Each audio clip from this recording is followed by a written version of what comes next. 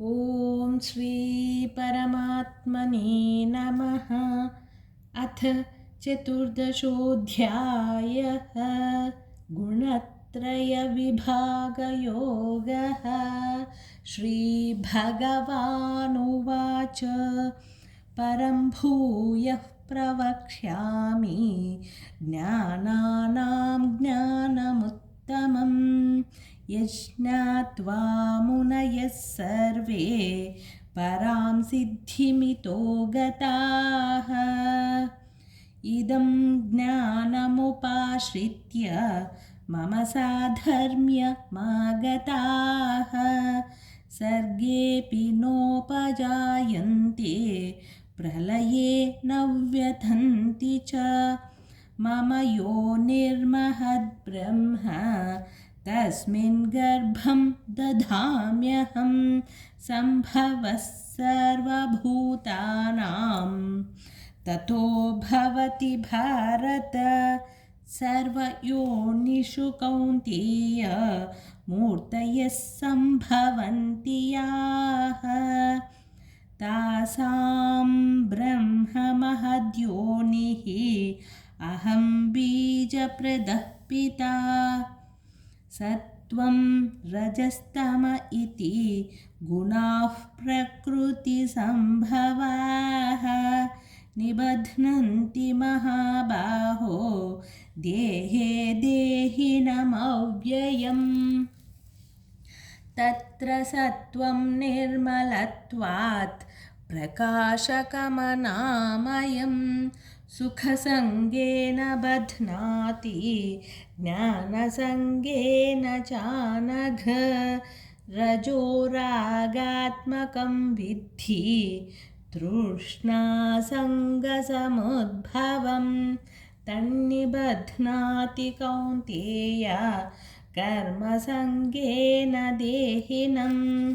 तमस्त्वज्ञानजं विद्धि मोहनं सर्वदेहिनां प्रमादालस्य निद्राभिः तन्निबध्नाति भारत। सत्वं सुखे संजयति रजः कर्मणि भारत। ज्ञानमावृत्य तु तमः प्रमादे संजयत्युत। रजस्तमश्चाभिभूय सत्वं भवति भारत। रजः सत्वं तमश्चैव तमः सत्वं रजस्तथा।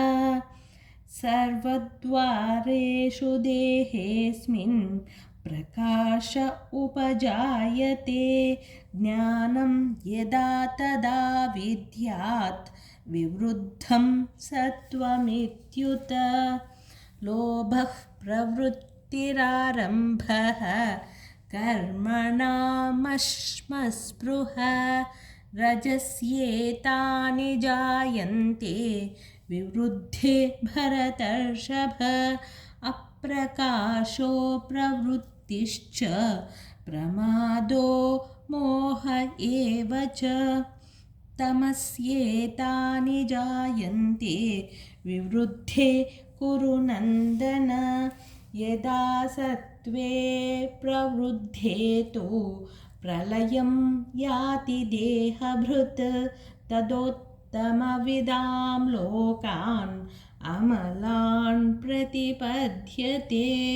रजसि प्रलयं गत्वा कर्मसङ्गिषु जायते तथा प्रलीनस्तमसि मूढयोनिषु जायते।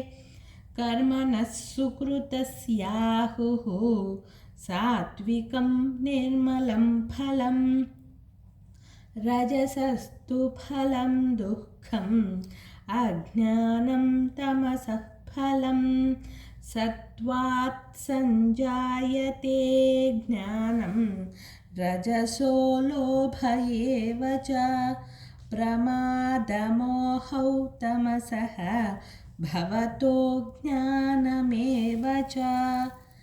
ऊर्ध्वं गच्छन्ति सत्त्वस्थाः मध्ये तिष्ठन्ति राजसाः जघन्यगुणवृत्तिस्थाः अधो गच्छन्ति तामसाः नान्यं गुणेभ्यः कर्तारं यदा द्रष्टानुपश्यति गुणेभ्यश्च परं वेति मद्भावं सोऽधिगच्छति गुणानेतानतीत्यत्रेन् देहि देहसमुद्भवं जन्म मृत्युजरा दुःखैः विमुक्तोऽमृतमश्नुते अर्जुन उवाच कैर्लिङ्गैस्त्रीन्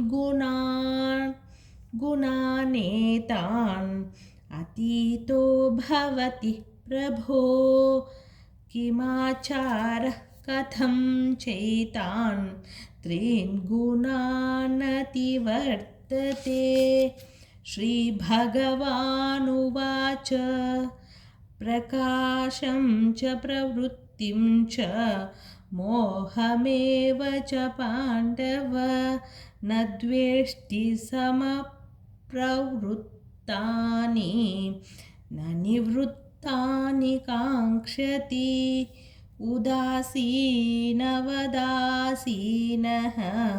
गुणैर्यो न विचाल्यते